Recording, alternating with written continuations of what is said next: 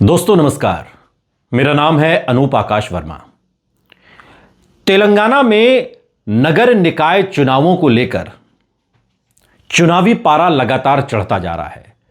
अब मौका तो तेलंगाना में असदुद्दीन ओवैसी के चुनावी माहौल को सेट करने का था, लेकिन तेलंगाना में आवाज उत्तराखंड की भी रही।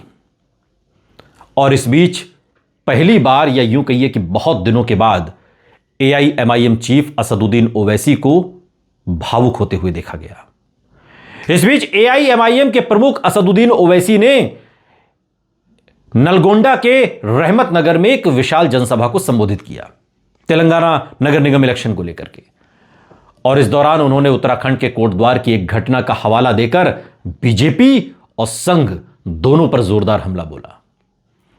ओवैसी ने मोहम्मद दीपक नाम के एक हिंदू युवक की बहादुरी को सच्चे भारत की तस्वीर बताते हुए कहा, और मोहम्मद दीपक कहा उन्होंने, सच्चे भारत की तस्वीर बताते हुए कहा कि अगर देश के युवा इसी तरह नफरत की राजनीति का मुकाबला करेंगे तो बीजेपी RSS का शासन खत्म हो जाएगा।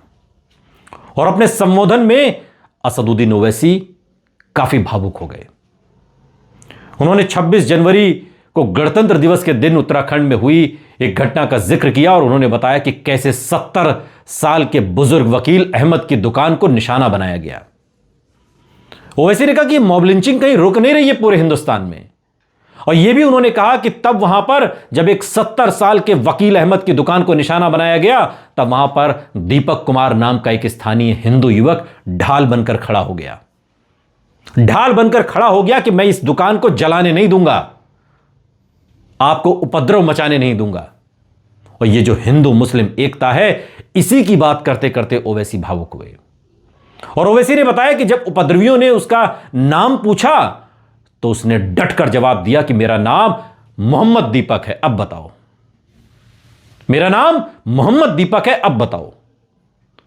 ओवैसी ने इसे संविधान और भाईचारे की जीत बताते हुए कहा कि यही वो भारत है जिसे बीजेपी नष्ट करना चाहती है।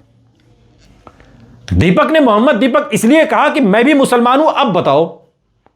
आप जानते हो मैं हिंदू हूं, लेकिन मैं अपना नाम मोहम्मद दीपक बताता हूं, अब बताओ क्या करोगे। यह जो हिंदू मुस्लिम एकता है, इसको बीजेपी नष्ट करना चाहती है, खराब करना चाहती है। यह बात असदुद्दीन ओवैसी ने कही।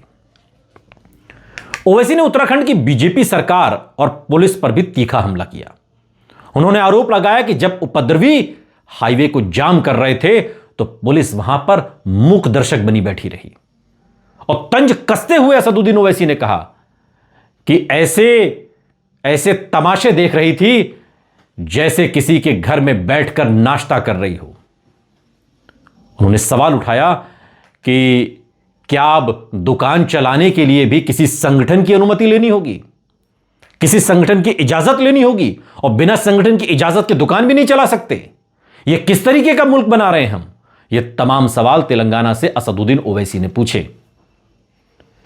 11 फरवरी को होने वाले नगरपालिका चुनावों को लेकर असदुद्दीन ओवैसी मुस्लिम, दलित और पिछड़े वर्गों को एकजुट होने की अपील कर रहे हैं। और उन्होंने कहा कि नलगोंडा के विकास के लिए मजलिस को मजबूत करना बहुत जरूरी है।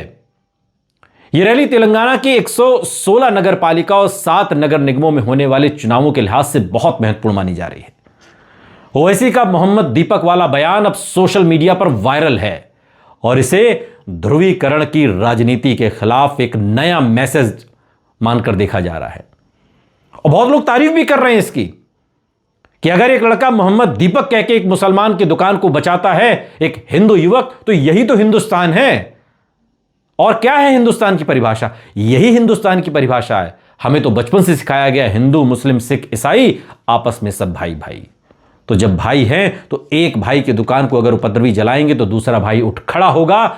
इसी बात का जिक्र असदुद्दीन ओवैसी ने अपनी इस चुनावी जनसभा में दिया, जिसका व्यापक असर हुआ। कम से कम सोशल मीडिया पर तो इस बात की बहुत तारीफ हो रही है।